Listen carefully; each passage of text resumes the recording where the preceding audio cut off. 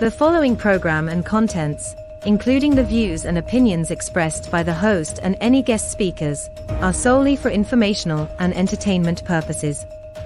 The views and opinions expressed are not endorsed or supported by SELVAM McConnell Media Company, the X Zone Broadcast Network, their employees, affiliates, or advertisers.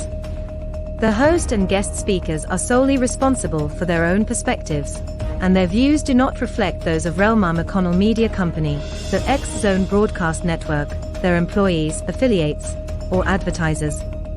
The information provided in this program should not be considered as professional advice or as a substitute for professional consultation. Listeners and viewers are encouraged to form their own opinions and seek independent advice when necessary. SELVAM McConnell Media Company, the X Zone Broadcast Network, their employees, affiliates, and advertisers hereby disclaim any liability for any claims, damages, or losses incurred as a result of the information presented in this program.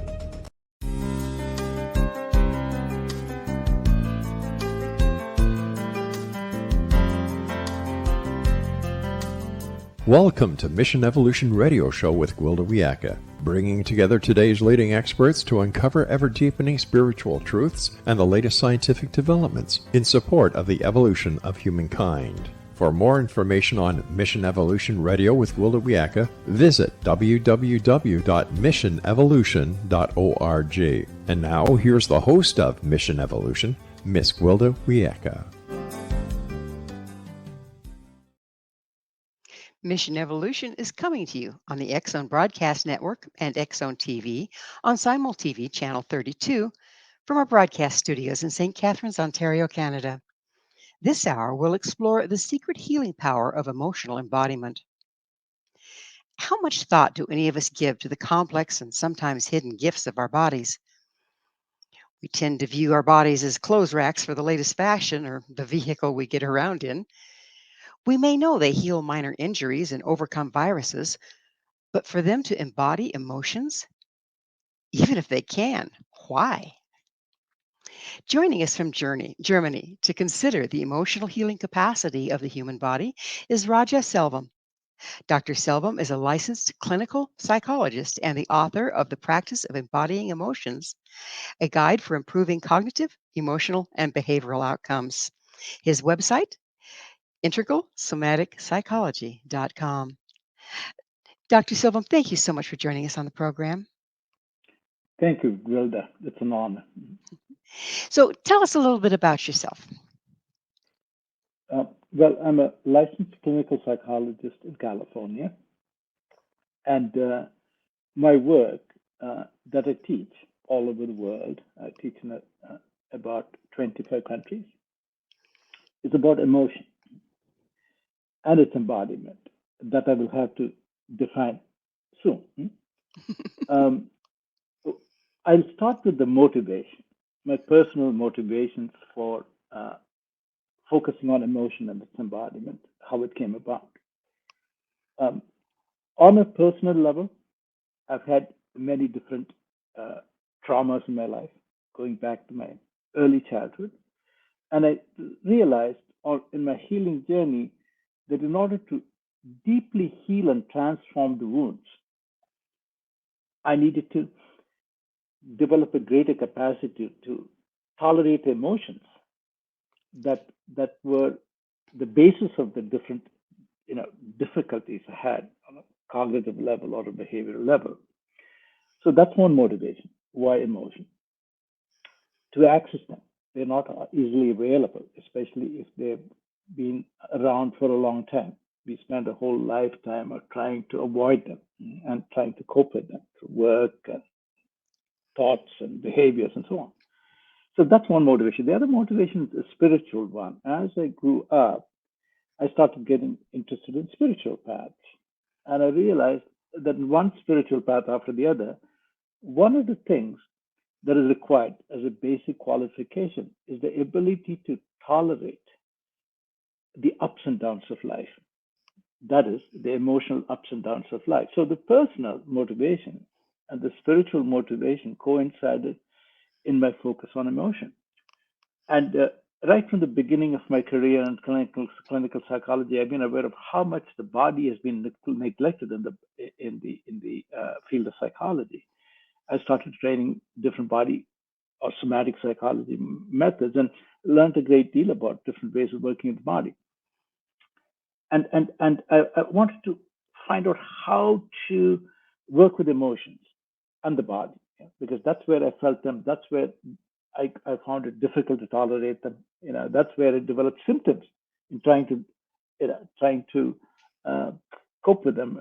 I remember having as a child asthma at home, and it was an asthma diagnosis, and the asthma mysteriously disappeared as soon as I was you know sent to a boarding school where I no longer had to deal with my father, who was not a very nice man. So so so in order to not to develop physical symptoms like that, I needed to work with the emotions in the body, and one thing led to another.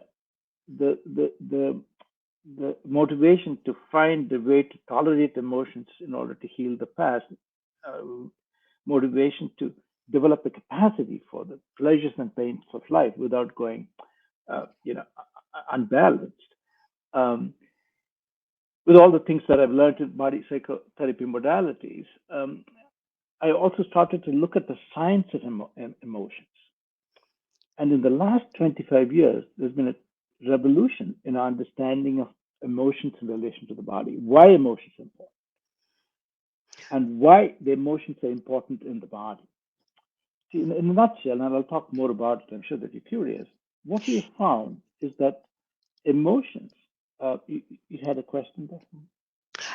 Yeah, I'm sorry. I thought you were done with that. So my question is, we are going to be talking a lot about embodiment. So would you mind defining it as we'll be working with it here? Yeah. Embodiment is defined by different people in different ways. For example, to sense the emotion in the body might be one person's definition of embodiment. For me, embodiment, emotional embodiment, the person who has a capacity for emotional embodiment of an emotion like fear, when the person can experience it in the body and tolerate it so that they can stay with it for a longer period of time. So that it gives the brain enough time to process what this fear is about, what can be done about it, and so on. So S- So break that down a little bit for us. What do you mean experiencing fear in the body? I mean, you go into fear, and of course, it has body reactions. Are you saying pay attention to that so that your brain has time to catch up, or what are you saying here? yeah, it's true that the body has reactions to the fear, but the fear itself is generated in the body. It is generated in the body.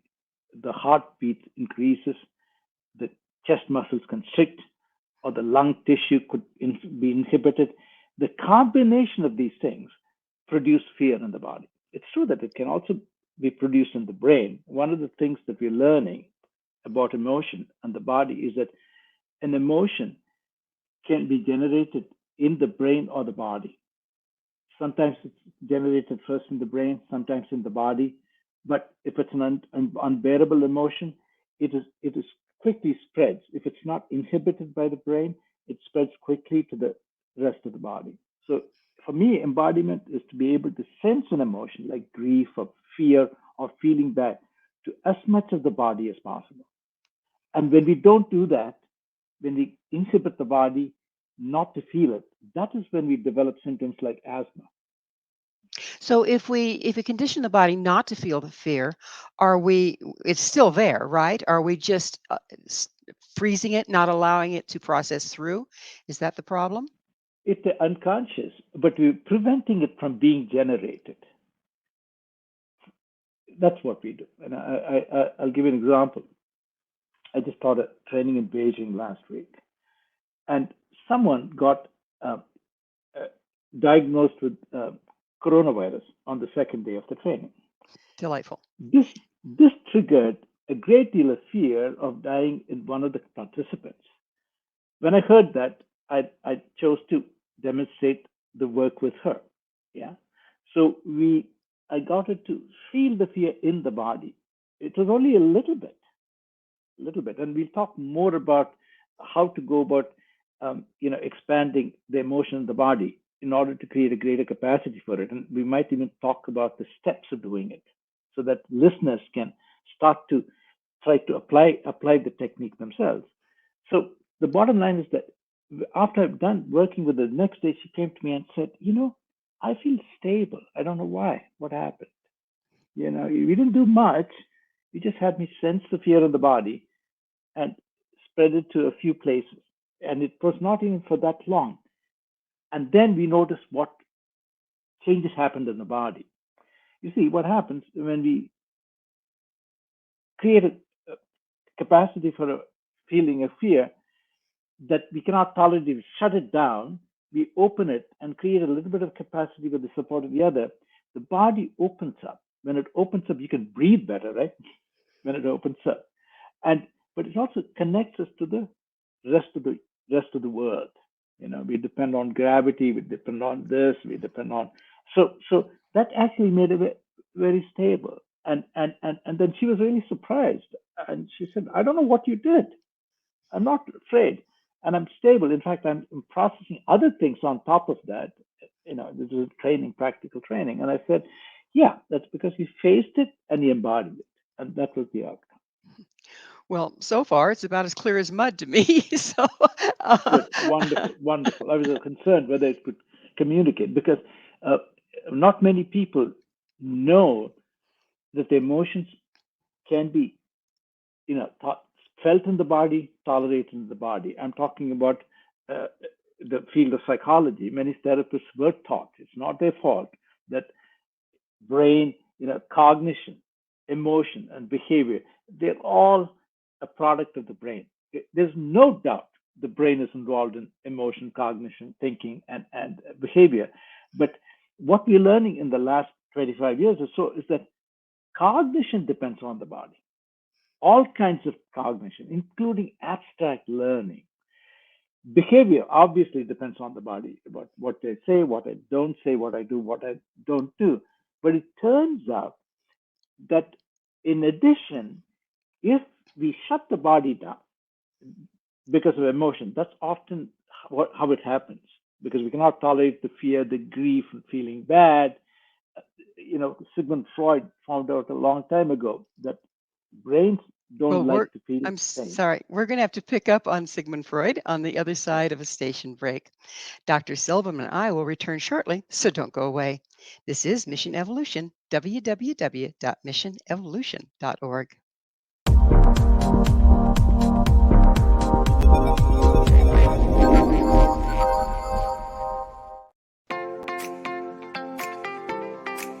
Are you interested in evolving with the times and becoming all you can be? Don't you wish there was one place to find the latest information to help guide you through the process? I'm Gwilda Wiyaka, host of Mission Evolution Radio TV. Join me on my mission to find the latest evolutionary knowledge and tools. The guests on Mission Evolution are leading experts in a wide variety of divergent topics, including allopathic, holistic, and integrative medicine, epigenetics, enlightenment, quantum physics, meditative practices, environmental issues, spiritual evolution, trauma healing, and so much more.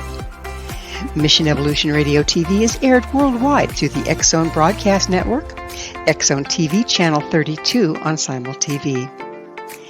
You can enjoy our archives of radio or TV shows with our compliments at www.missionevolution.org. Come see the amazing lineup of guests and topics. With more than 200 episodes to choose from, you're sure to find what you're looking for. Visit www.missionevolution.org.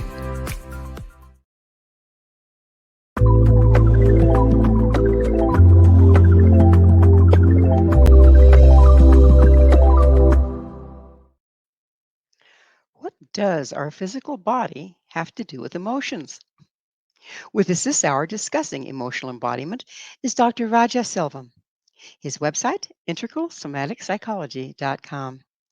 Dr. Raja, we were trying to come to some place of understanding about what it is to embody emotion and why it's important. And you're about to tell us what Sigmund Freud came up with. Well, Sigmund Freud said early on in his career that brains don't like to feel pain, and they prefer pleasure.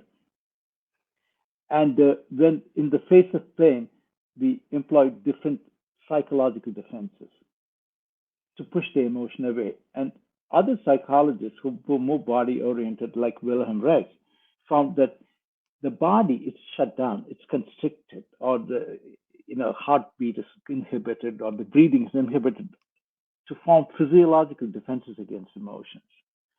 And when we do that, the body is not available, not just for emotion, it turns out, it's also not available for optimal cognition and behavior. And that's what we're learning now in this century, that for the for optimal thinking, behaving, and for emotion, we need to have the body open. But what shuts the body down often is a difficult emotion.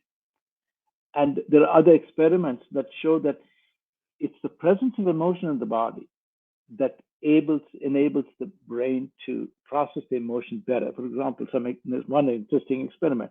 Just blocking the emotion from the face that's in the brain can prevent the brain from processing the emotion and the situation that it is in.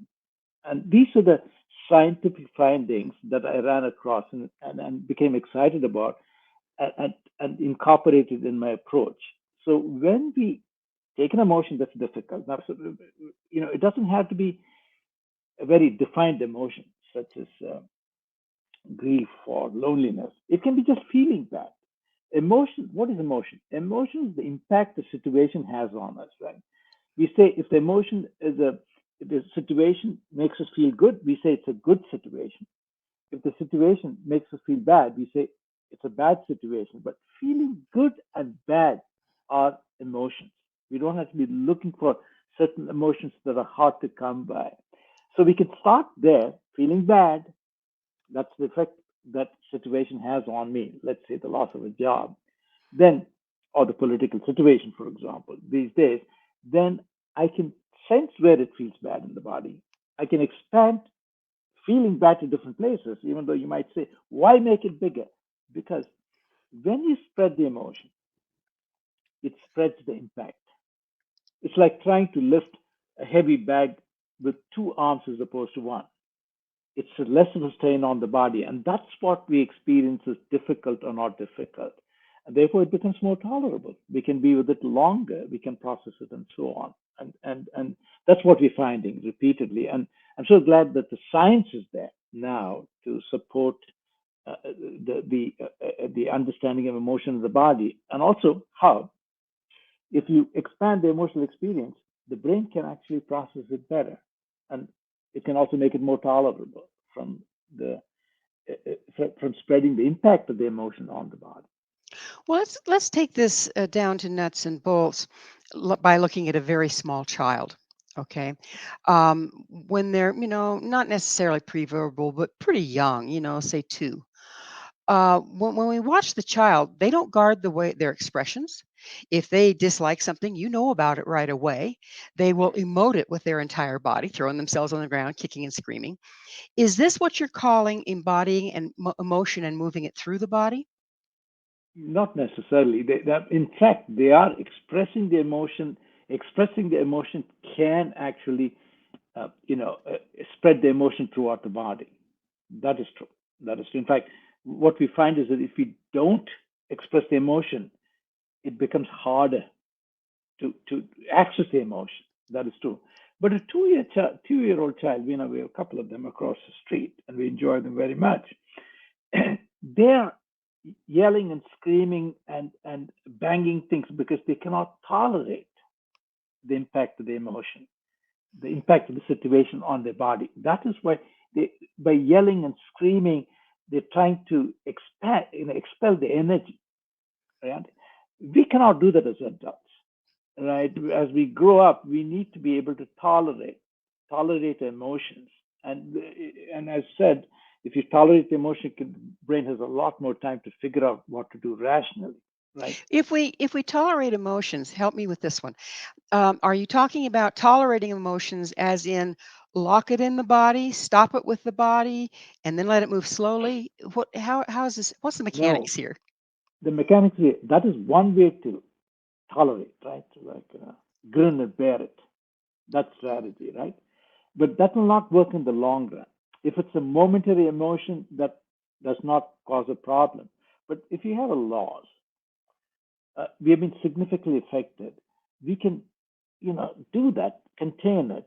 But then, if it continues to be a problem, then we have to open our body to it so that we can experience the emotion in as much of the body as possible for as longer period as possible, which becomes easier. The more you can expand, the longer you can be with it. We're talking about creating a greater capacity for tolerating the emotion that way, not by holding everything in, which can only in the long run lead to symptoms. Yeah. So, if you describe to me how, what's the optimum way of doing it? So, say I'm impacted with sudden grief.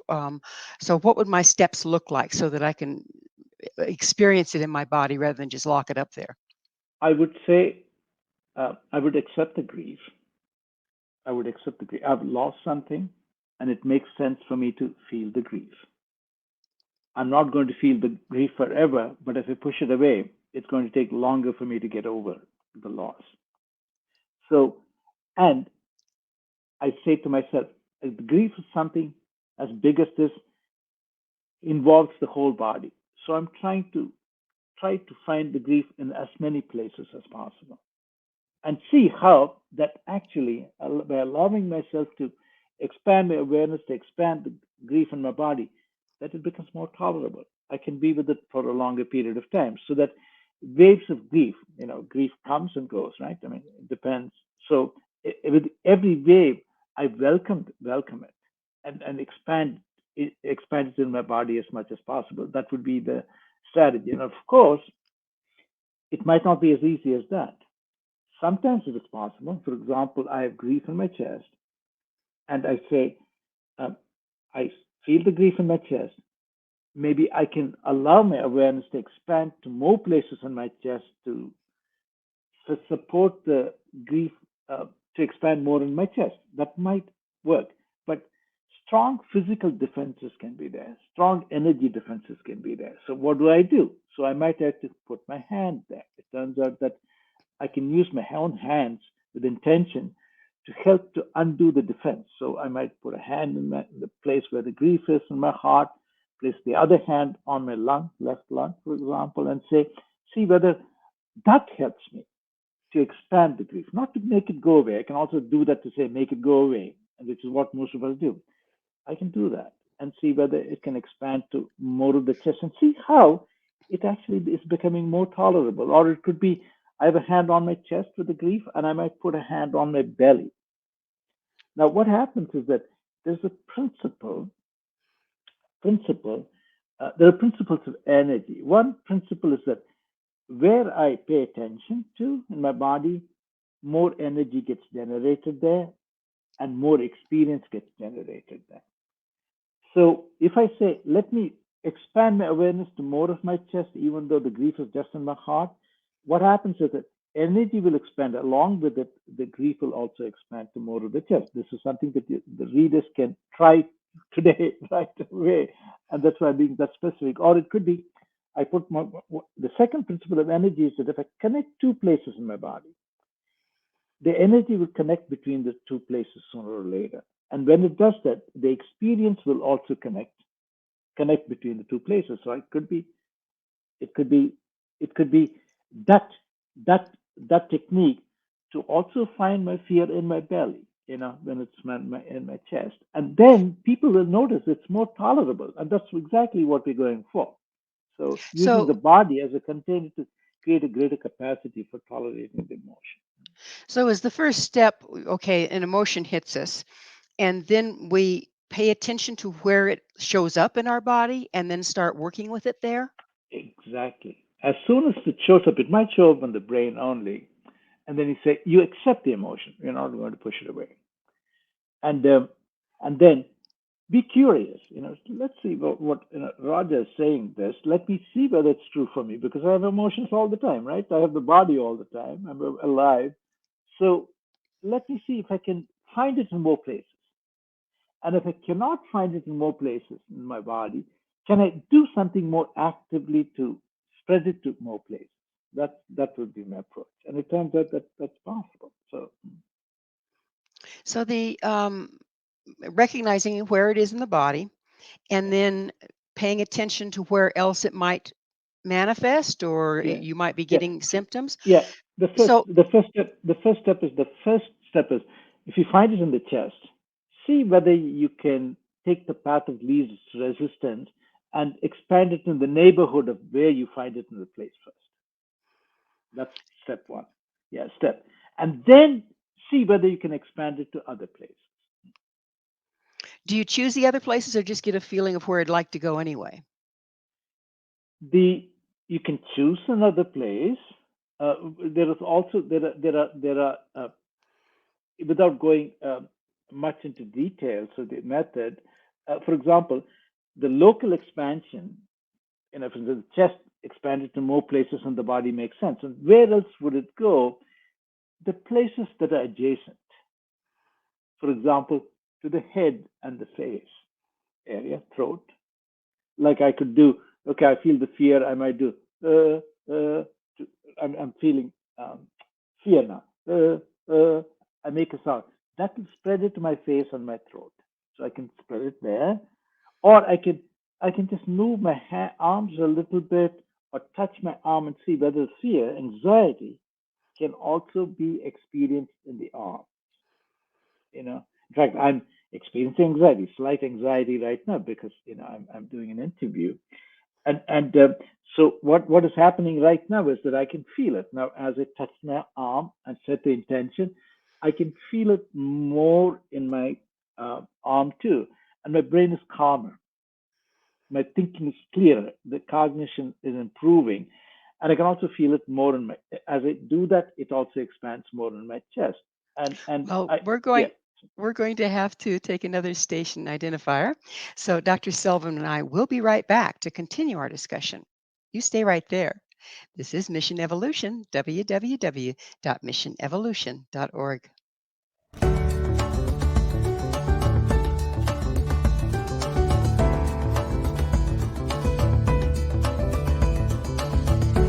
Dr. Michelle Rathbone has been nominated for Healthcare Provider for the Year 2023 Award for Excellence in Brain Injury Rehabilitation that is presented by the Ontario Brain Injury Association in collaboration with the Personal Injury Alliance.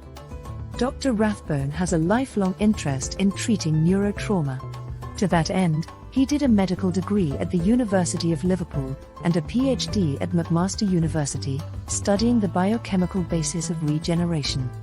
He extended this work as a faculty member in the Department of Neurosciences at McMaster, where he was a principal investigator in the Medical Research Council of Canada Group in Developmental Neurobiology. He then completed his clinical neurology training at Western University and was awarded a Fellow of the Royal College of Physicians of Canada, specializing in neurology. Dr. Rathbone has treated over 40,000 patients, over 7,000 of whom had neurological trauma. He has been instrumental in treating patients with acquired brain injury in Hamilton. He has consulted on the Acquired Brain Injury Inpatient Service at the Regional Rehabilitation Center for 12 years and trained the neurologist hospitalist currently working on the inpatient service. He played a central role in developing the Integrated Interdisciplinary Adult Concussion Clinic at Hamilton Health Sciences with colleagues from other disciplines. Dr. Rathbone works with each of his patients individually, tailoring treatment to the patient's needs and wishes. Treatments then involve both pharmacological and non-pharmacological approaches. In addition to his clinical neurology practice, Dr. Rathbone has continued his research and educational activities. He has published over 200 papers and abstracts and published 3 papers on concussions in major neurological journals in the last year. His research has been recognized internationally. For example, he was awarded the honor of Supremi Magistri, Università degli Studi G d'Annunzio, Chieti, Italy for outstanding contributions to research and high academic example. Dr. Rathbone is currently investigating novel treatments for symptoms of acquired brain injury. His objective is to help the recovery of patients with ABI. Dr. Rathbone has educated many students and residents who have become neurologists, several specializing in acquired brain injury. His teaching has been recognized internationally, and he is an invited teacher in neurology and acquired brain injury in training programs of Hippocrates, the prestigious international medical education organization in Munich, Innsbruck, twice, and Berlin.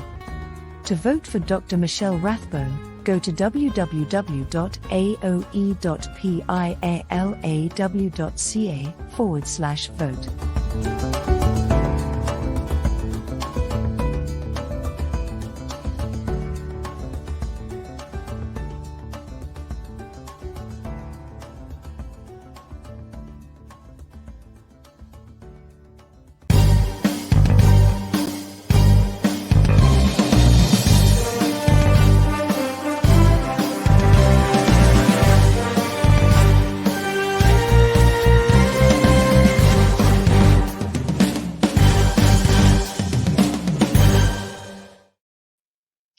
Can we really store emotions in our body? And if so, can it make us sick?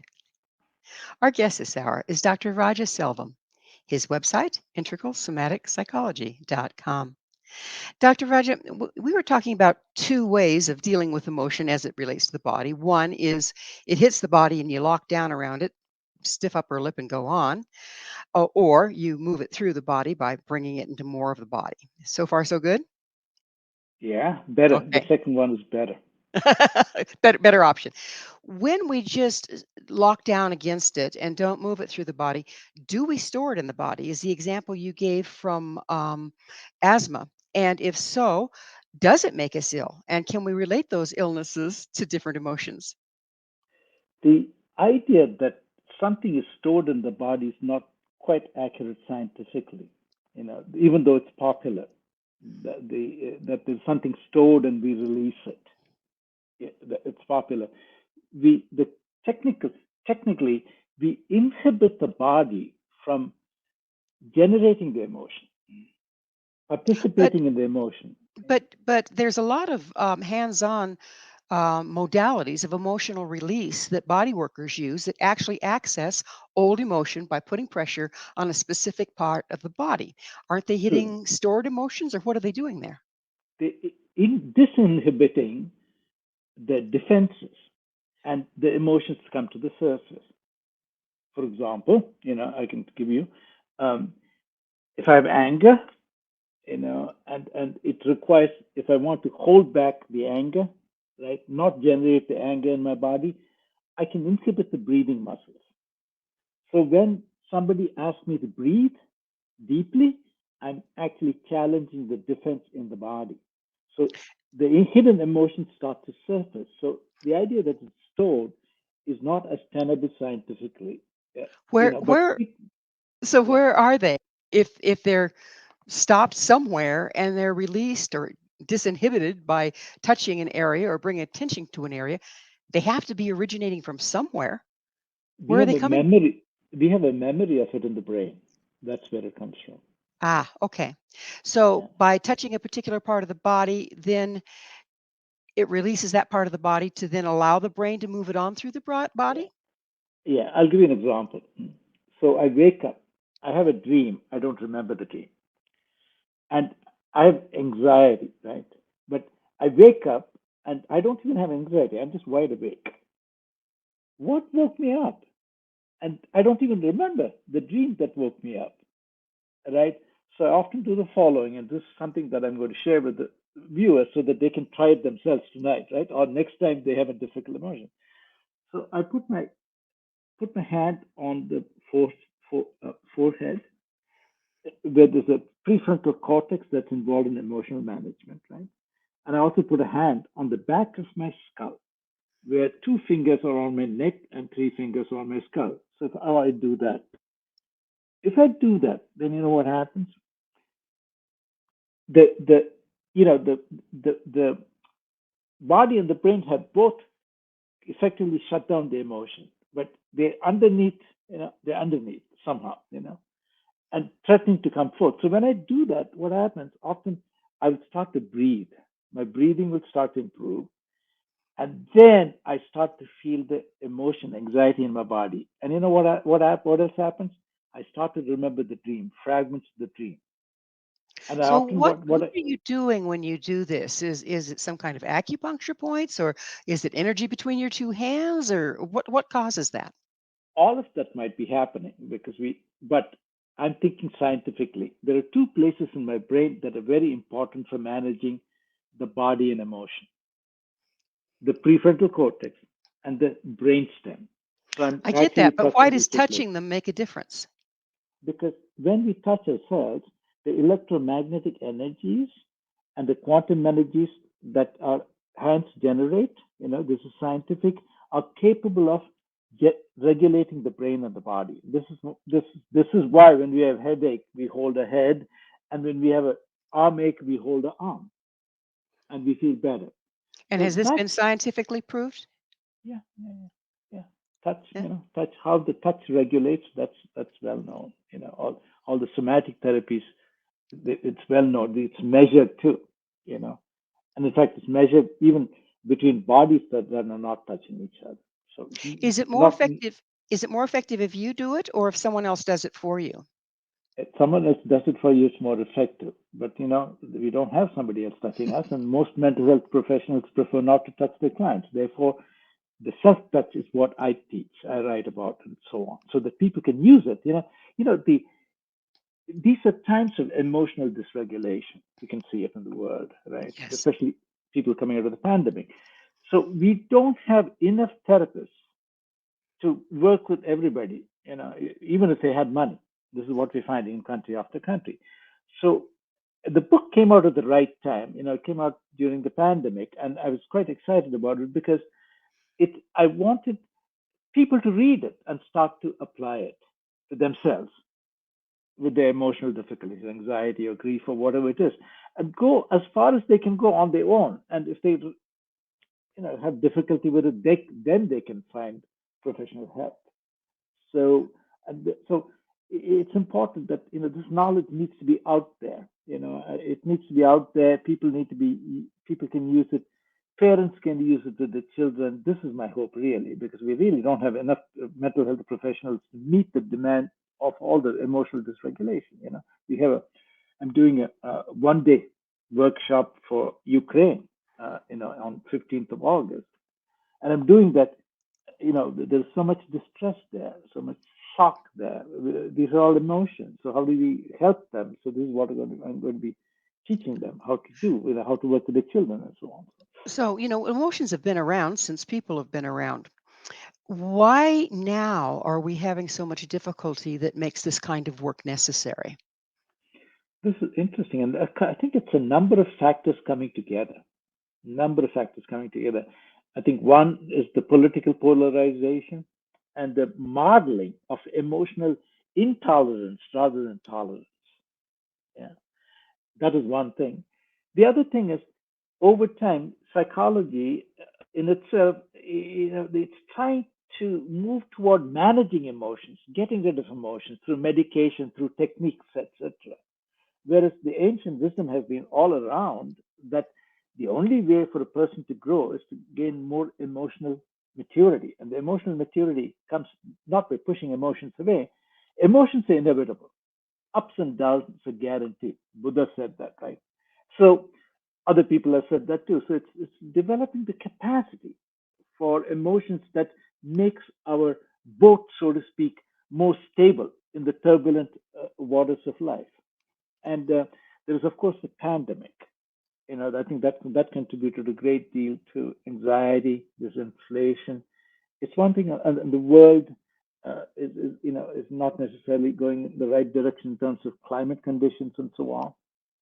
So I think there's a number of factors: overpopulation, scarce resources. We can go on and on, but the fact is that we do have these difficulties, and whether we are in times of peace or war, we do have in our lives ups and downs. So we need to deal with it, but it's more now than before. Well, there's something that we also have, particularly in the Western culture here, that wasn't around in indigenous times, and that's this aversion to touch. We're taught not to touch children because it might be mistaken unless we're their parent. Right, right. I went to the hospital and the doc stuck his head in the door. He never walked in, looked at me personally. He never touched my body. Mhm. Um, it used to be, that people would check you out, touch, hug you when you needed a hug. That seems to be disappearing more rapidly. Do you It- think that yeah. the lack of touch in our society is a big part of this? I think that's a big part of it. I think so. I think I'm not the first one to talk about it. In fact, the children need a lot of touch, Mhm. and especially in the beginning years, they need a lot of regulation. The interactive regulation through touch is very important, and I think that's less and less now because of the fact that more parents have to leave home early, leaving their children in the care of others. Yeah, care of others who don't necessarily have one-on-one care possibilities, but many children, one caregiver or two caregivers. So I think that regulation through touch is not there as much. I forget the name of the scientist who did the study of how um, you know monkeys, the baby monkeys, in certain where there's a great deal of touch, they're less violent, they're more peaceful, and so on. So, Yes, it's amazing the effect touch can have, and it's so sad that it's kind of being filtered out in our culture, I believe. yeah, So, do you think that your work that you've been doing is coming from that need for touch and touch in a very specific way so that you're activating, like you said, yeah. the areas that need to be motivated and mobilized? I'm not actually. I'm more focused on emotion, its embodiment, and it does not, and because there's a resistance to therapist-client touch, and I'm not, in my trainings, I don't focus on therapist touching client. If there are therapists who touch Right. their clients, they can easily translate what I teach them in terms of self-touch. It's all about self-touch. How can people use it to help themselves? How can parents use it to help their children, touch their children? I teach that, but mostly as adults, how can we use our own touch, self-touch, to regulate our emotions, to work with the body, to access the emotions, and to expand the emotions in the body to develop a greater capacity for that. And it's what you talk about is very important, and I hope that changes. But I'm not part of that right now, so I'm more interested in people accessing emotions and expanding emotions, developing a greater capacity for them, and through that regulating their thinking and behavior and so on. And the only tool that I use, movement I might use, breath I might use, self-touch I might use, but not necessarily the touch of the other.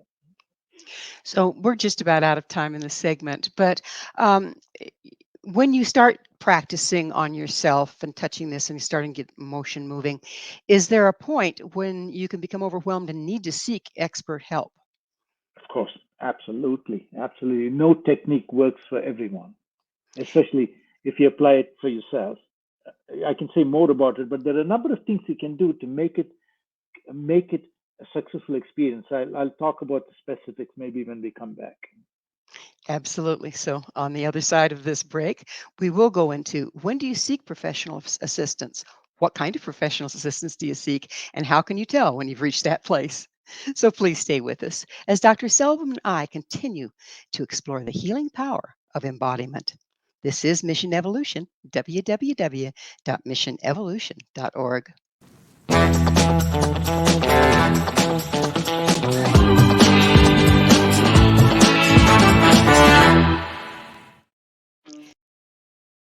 Do you have a product or service you'd like to promote to a worldwide audience? Imagine your product featured on Mission Evolution Radio TV. If you're interested in showcasing your work, Mission Evolution is broadcast to the X-Zone TV Channel 32 Simul TV, on the X-Zone Broadcast Network, YouTube, iTunes, iHeartRadio, Amazon Music, Audible, and many other audio and social media platforms. Our professional studios can produce and broadcast your custom high-quality ad. It will be permanently embedded in each episode and featured in the archives for years to come. Together, we can make it happen. Contact us at info@missionevolution.org for more details. Spaces are limited, so don't miss out on this great opportunity.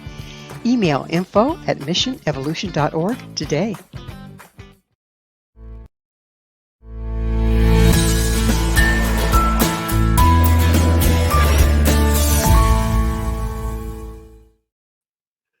Can one actually heal emotion by touching the physical body?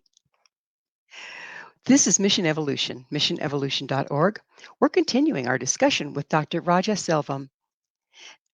As promised, Raja, we were going to discuss, once we start working with the modality that you've developed and using self-touch in specific places to try to move the emotion, allow the emotion to process within the body rather than being blocked.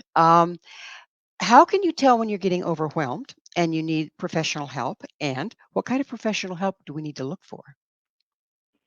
The overwhelm, it might be, you can get overwhelmed by just the emotion disappears altogether. You can no longer find it, right? That's actually not a bad thing, because then you're not suffering from it. But it's when you start to develop symptoms.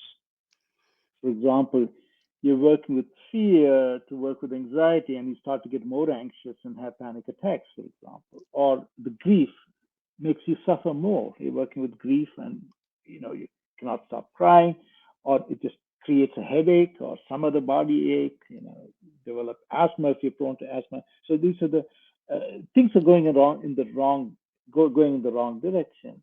In those circumstances, it would be helpful to find somebody, mental health professional, who works with emotions. But if you cannot find one, call a friend who has been able to support you emotionally, because emotion, it turns out, is something that we need support for throughout our lives, sooner or later.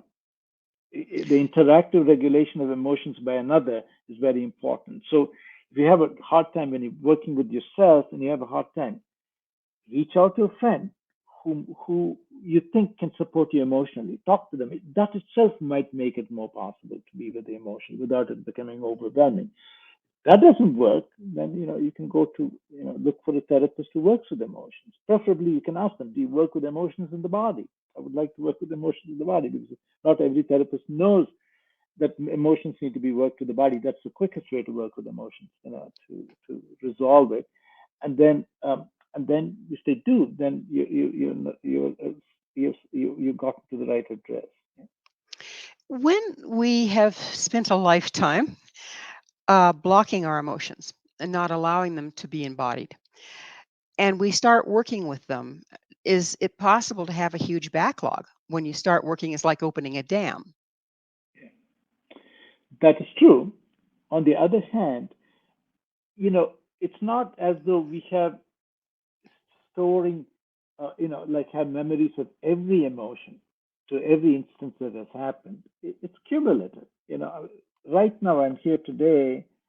My emotional reaction to being interviewed by you, for example, is a sum total of all the prior experiences I had of being interviewed. Either on television or radio or wherever. Yeah. So it's the combination. I'm always looking at how am I responding to something today, and I'll work with that emotion. Sometimes that might bring up a strong memory of a past event where I got anxious, etc. But usually that's not important, because I can just work with this emotion. I'll give you an example. No? There's even on my website a short video under the book page of myself working with my own anxiety. I'm talking to you, I'm okay. But if I have to tape a lecture like this by myself with nobody present, by turning on the video camera, my inner critic gets louder. There's nobody else, right? And so I was trying to create a video when the book came out, and I couldn't do it. I was avoiding it all the time till I decided, let me use this very anxiety that I get anxious when there's nobody there. And I started to, that was a situation. That's step one. And anxiety came up right away. Then I expanded the emotion of anxiety in the body, and I did it in one take because my thinking started to be clearer, my speech started to be clearer.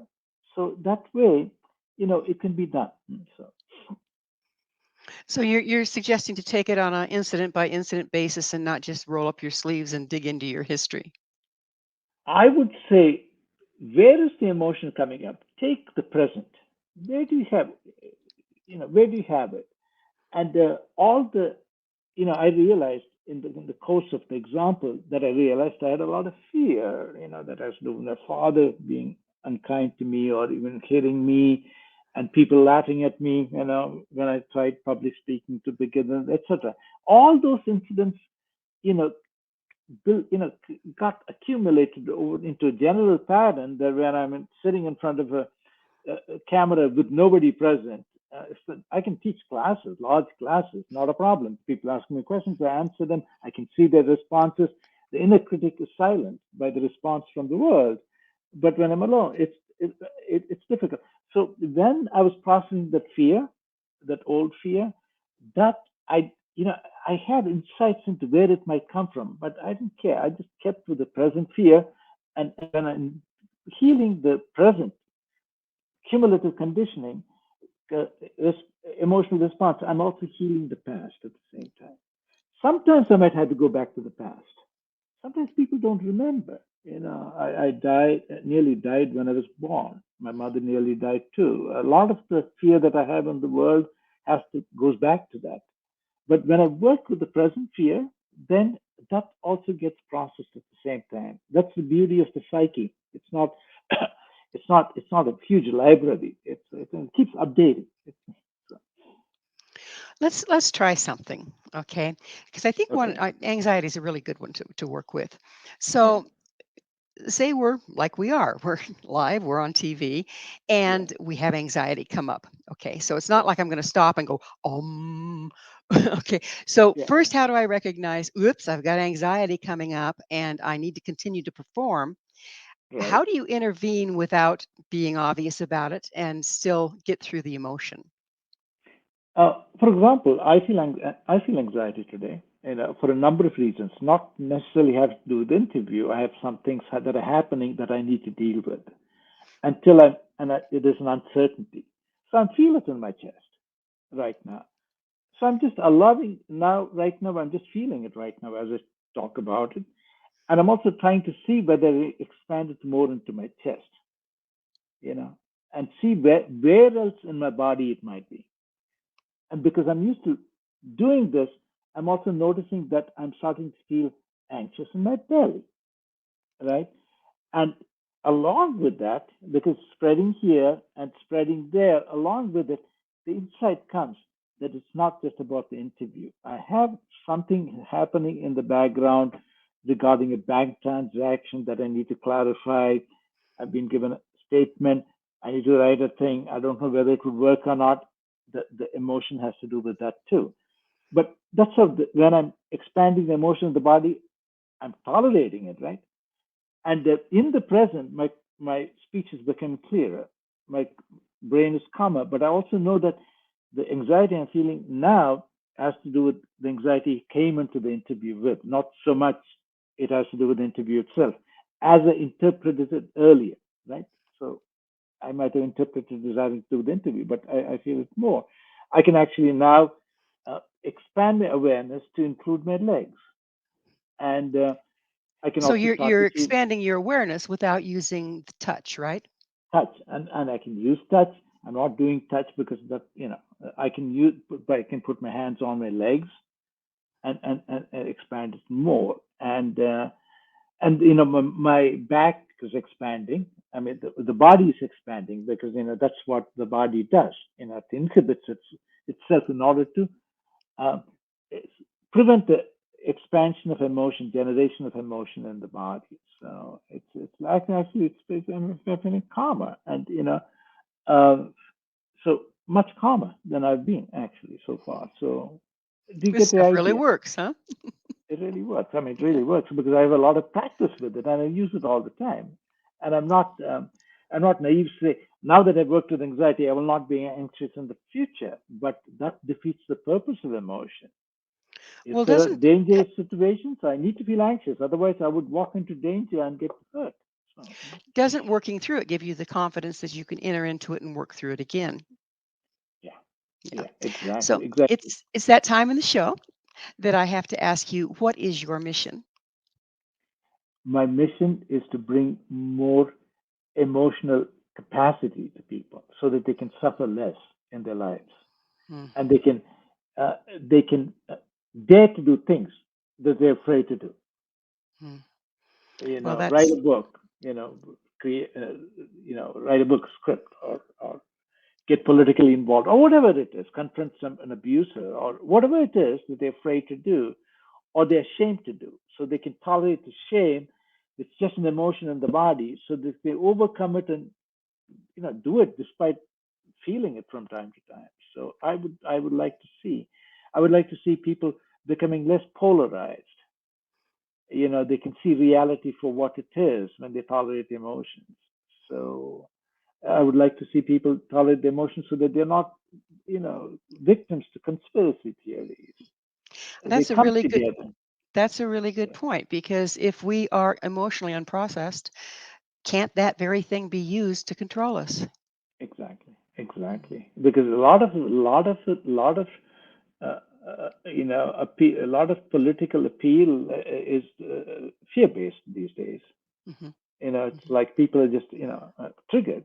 It's the key. So people say certain words and people jump up and down. So you know how it is. So yeah, and I want people to keep their hearts open, and they can work through the hurt and fear and keep their hearts open. It's when my heart opens and stays open that I'm not as afraid of the world, and I'm not as conditioned to be reactive. So, Become the captain of your own ship, for instance.